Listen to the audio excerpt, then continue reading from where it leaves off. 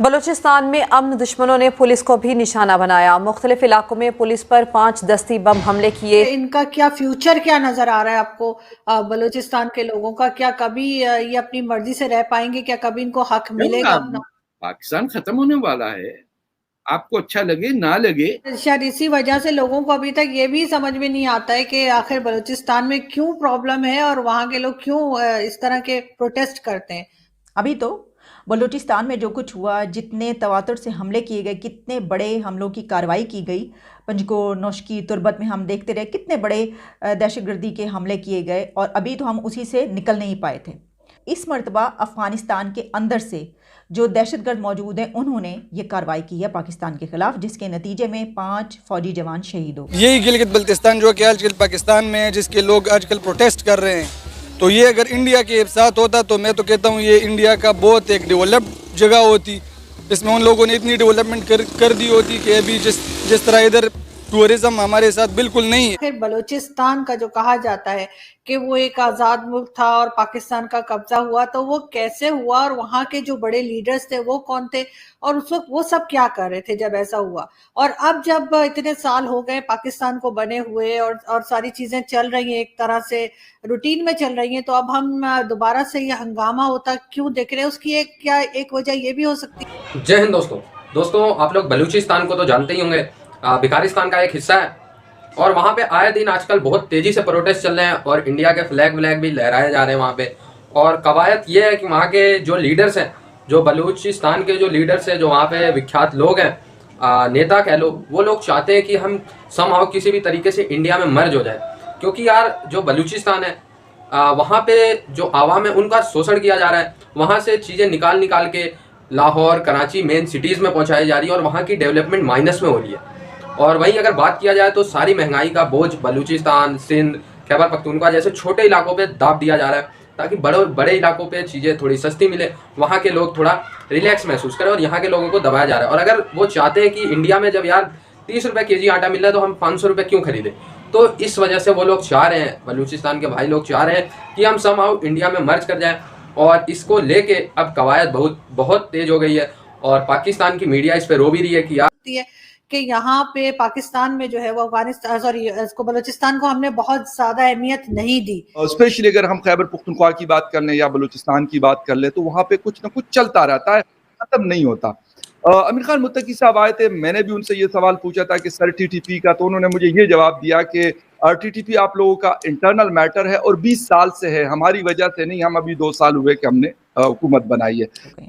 वो अफगान तालिबान जिनकी हुकूमत बनवाने में हमने पूरी दुनिया का इल्ज़ामात बर्दाश्त किए, पूरी दुनिया ने हमें ब्लेम किया, हमें इल्ज़ाम दिया कि वहाँ पर तालिबान की हुकूमत बनवाने वाले ही हैं। और यहाँ पर जो लड्डू मिठाइयाँ खुशियाँ मनाई गई वो तो आप जानते ही हैं। ये इस दिन के लिए खुशियाँ मनाई गई थी कि वो हमारे ऊपर हमले करने शुरू करें, जिस तरह अब ताबड़तोड़ उन्होंने हमलों का आगाज़ कर दिया है। और वो कहें कि हम तुम्हारी बात नहीं मान रहे, भाई चलो भागो यहाँ से। फिर हम उनके सामने अर्जियाँ पेश करें कि देखें इस मरतबा जो है वो तो दहशतगर्दों ने कार्रवाई कर ली है, तो प्लीज़ अब हमने आपके लिए OIC करवाई, हम झोली फैला के पूरी दुनिया में भीख मांगते रहे आपके लिए, अब तो प्लीज़ इतना तो आप लिहाज कर लें हमारा, और हम तवक्को करते हैं कि आइंदा की जो कार्रवाई होगी उसके लिए आप उनको इजाज़त नहीं देंगे। ये हम उनसे गुजारिशें कर रहे हैं और वो मान नहीं रहे। वो कह रहे हैं तुम्हारा और TTP का मामला, भाई हमें क्यों बीच में घसीट रहे हो। मतलब हम पता है ये सब कुछ क्यों कर रहे थे, हम ये सोचे थे कि हम ये लॉलीपॉप देंगे, हम उनसे कहेंगे देखो हम तुम्हारे साथ कितना साथ देने हैं तो हमारे खिलाफ कार्रवाइयाँ नहीं करेंगे।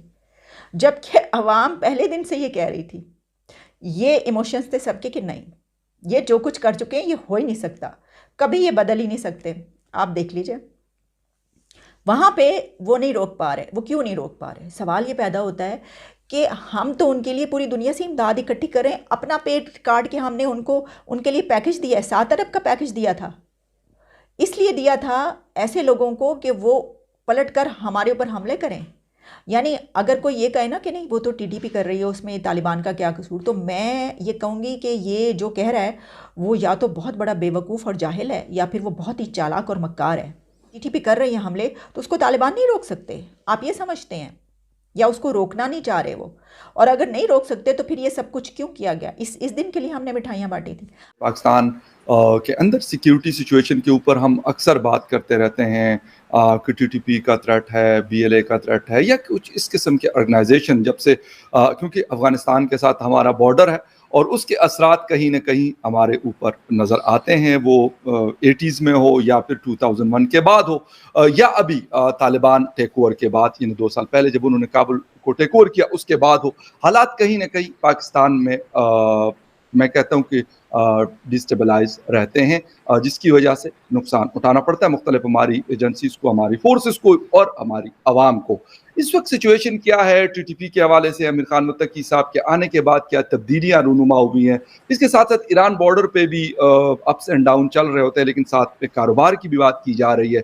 और गुलजार इमाम शंबे, गालिबन अगर मैं गलत नाम नहीं ले रहा, तो एक बहुत बड़े बीएलए के लीडर्स में से थे, उनको पकड़ा था पाकिस्तान की आईएसआई ने और अभी 2 दिन पहले मीडिया के सामने उनको पेश भी किया गया। उन्होंने कहा कि मैंने जो कुछ कर रहा था, मैं बाकियों से भी कहता हूं कि आप वो सारा कुछ छोड़ दें।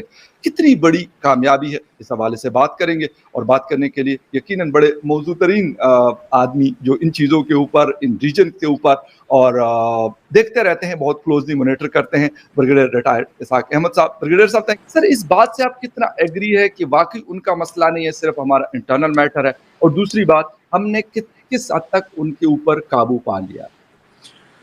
फ़खर, अगर हम टीटीपी को देखें तो टीटीपी की इमरजेंस हुई क्यों, एक सवाल सबसे पहला पैदा होता है कि हम कहते तो हैं, वो अफ़गान कहेंगे कि हमारा मसला नहीं है, लेकिन टीटीपी की पैदावार जिस दिन वो जिसको कहते हैं ना मशरूम की तरह वो पैदा हुई, पंजाबी तालिबान यहाँ से गए, जैश मोहम्मद, लश्कर तैयबा के उसको कहते हैं गेट अवे फैक्शन, जिसमें कारी जफ़र और माविया और इस तरह के और काफ़ी सारे नाम है, लियास कश्मीरी, ये वो लोग थे जिन्होंने एक किस्म की, आप कह सकते हैं कि टीटीपी की ये पंजाबी तालिबान में ज़्यादा इसको हम शुमार करते होते थे, लेकिन उसी टाइम फ्रेम में वहाँ पर जो मौजूद लोग थे, जिसमें नेक मोहम्मद एंड ऑल दोस्त पार्टी जो बाद में शुरू होते गई, फिर ऊपर सवात तक चलते गए, फिर सवात से मोहम्मद और बजवड़ और ये सारा इलाका और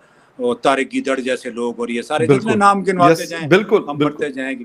बड़ी अभी इनकी अच्छी खासी तफसीली हिस्ट्री है, बिकॉज 2004-5 अगर हम स्पेसिफिक में ऐसी क्या हमसे गलतियां हो रही हैं कि जिससे बलूचिस्तान जैसे प्रांत, नॉट ओनली बलूचिस्तान, अभी तो बलूचिस्तान में ज़्यादा हाइपर हो गया तो इसलिए मामला पाक मीडिया उठा रही है, बट नॉट ओनली बलूचिस्तान, अगर हम लोग बात कर ले केपी के, खैबर पख्तूनख्वा, पीओके, तो यहाँ के भी लोग भारी तादाद में घरों से बाहर निकल रहे हैं और जय हिंद और इंडिया का फ्लैग लहरा रहे हैं कि भाई हमें इंडिया में किसी भी तरीके से हमें इंडिया जाना है, हमें इंडिया में मिलना है। ऐसे नारे लग रहे हैं, जय हिंद के नारे लग रहे हैं, भारत माता की जय के नारे लग रहे हैं, अखंड भारत के नारे लग रहे हैं, तो ये सब हो रहा है। तो अब आपको क्या लगता है कि बलूचिस्तान इंडिया में मिलेगा या नहीं, और मिलना चाहिए या नहीं?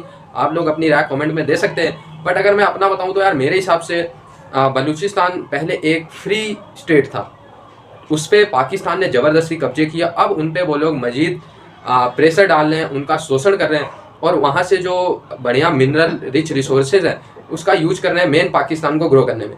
तो मेरे हिसाब से ज़रूर अगर बलूचिस्तान के लोग चाहते हैं, इंडिया नहीं, अगर इंडिया को तो सिर्फ पीओके चाहिए, सिंपल सी बात है, लेकिन हाँ अगर बलूचिस्तान के लोग चाहते हैं तो मेरे हिसाब से इंडिया को कोई तकलीफ़ नहीं होनी चाहिए उनको अपने आप में मिलाने की।